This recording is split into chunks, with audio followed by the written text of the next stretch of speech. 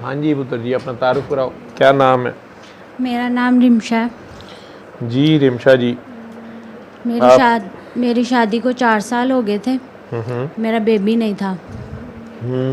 फिर मैंने सूरह रहमान सुनी। बहुत दफ़ा सुनती थी मैं, लेकिन जो आप कहते थे वो नहीं करती थी। वो क्यों नहीं करती थी? ना आपकी माफ़ तो अम्मी करती दुआ थी। कराती थी। आपकी अम्मी और अब्बू, मुझे अब श्योर नहीं है, if I am not wrong, ये 2005 में मुझे पहली बार मिले थे। ये मुझे नहीं याद कि मैंने इन्हें बाबा जी से मिलवा लिया था या बाबा जी चले गए थे।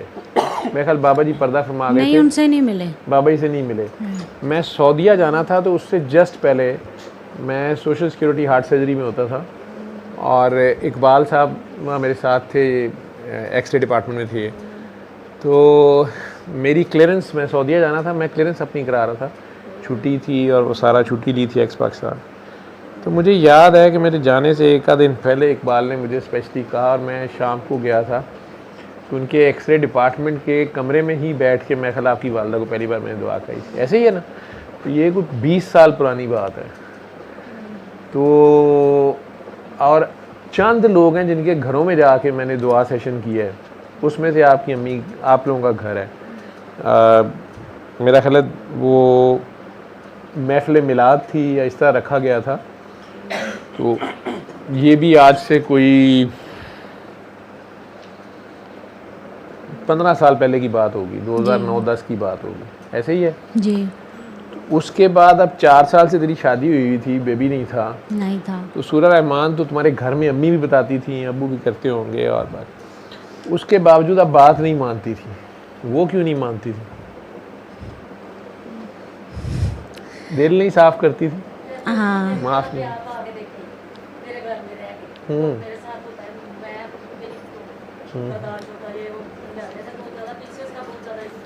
मुझे जब भी मैं डॉक्टर के पास जाती थी वो यही कहते थे आपको पीसीओस है। मैंने बहुत ज़्यादा मेडिसिन भी खाई, लेकिन कोई फ़र्क नहीं पड़ा। ऐसे ही 4 साल मैं करती रही।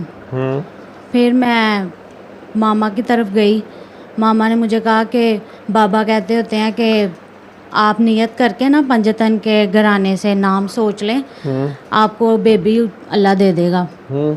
फिर मैंने सूरत भी सुनी, और मुझे ना वो पित्ते का भी मसला हो गया, पित्ते में मेरे पत्थरियाँ।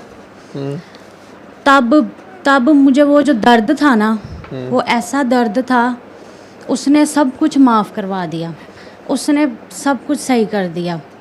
वो दर्द ऐसा था, मैं कहती थी ये दर्द हट जाए, मैं सब कुछ मानने को तैयार हूँ, सब कुछ करने को तैयार हूँ। वो डॉक्टर्स ने कहा कि आपका ऑपरेट ही होगा। ऑपरेट का टाइम भी मिल गया, और आज के साल हो गया मेरा ऑपरेट भी नहीं हुआ, और मुझे दर्द भी नहीं हुई, मैं ठीक।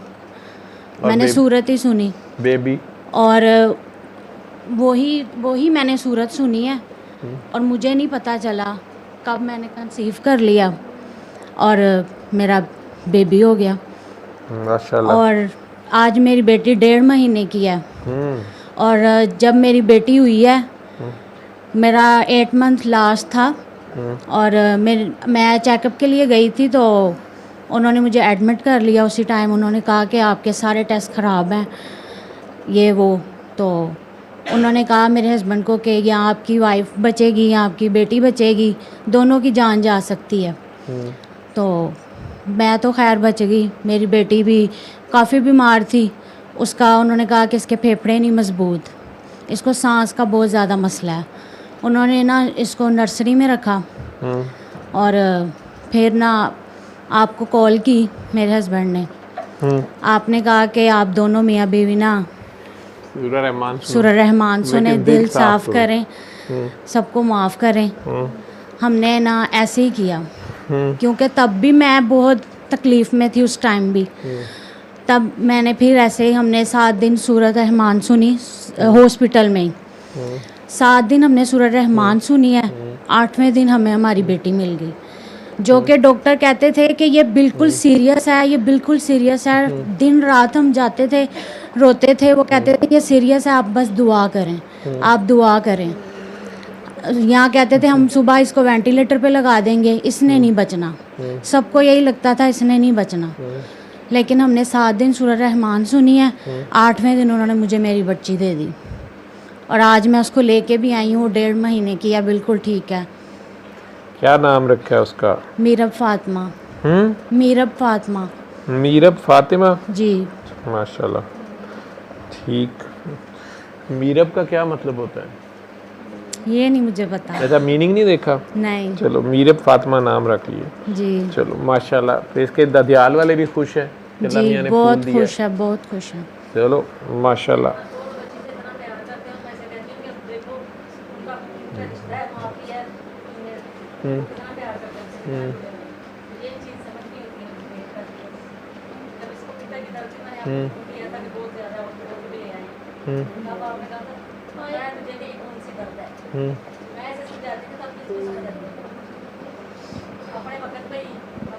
अपने वक़्त पे समझ आती है।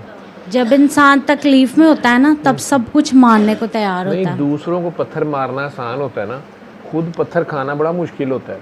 जी। वो तेरा कलेजा हो गया हुआ था, पत्थर पत्थर की हो गई हुई थी ना। अम्मी समझाती भी थी कि माफ़ कर दो, कहती मेरी जगह आप हो तो आपको लगे पता, मैं नहीं माफ़ करना। ठीक है, ये हुण अगे ही जाके गल्लां होणगियां, अल्लाह ने क्या इत्थे ही कर लेने। ठीक है, वही पत्थर जो था वो फंस गया पित्ते की नाली में। ठीक है, अब ना आगे जाए ना पीछे जाए, और दर्द उसकी होती है टका के। अब तू सोचे कि ना मैं अंदर से पत्थर हुई होती, नरम ही होती तो चलो खैर थी। ठीक है, पत्थर भी तूने खुद ही किया हुआ था। वो आखिरकार तूने जब वापस माफ़ किया, पित्ता नरम हुआ, पत्थरी ज़रा निकल गई, पत्थर घुल गया ना, पानी बन गया, तो बचत हो गई। इतनी सी बात है। वो किसी को जल्दी समझ आ जाती है, किसी को ठहर के आती है, और अल्लाह ने करम भी कर दिया, बेबी भी आ गया। ठीक है, मेरी नानी अम्मा अल्लाह जन्नत नसीब करे, वो कहती होती थी नेरी आई है तो बदल भी आएगा। ठीक है, आंधी आई है तो बादल भी आएगा, तो लड़की पैदा हुई है तो फिर लड़का भी आ जाएगा। ठीक है, माशाल्लाह। वो देखो वहाँ से लगी हुई मुझे देखने। सल्ले अला सल्ले अला सल्ले अला सल्ले अला सल्ले अला शफीना सल्ले अला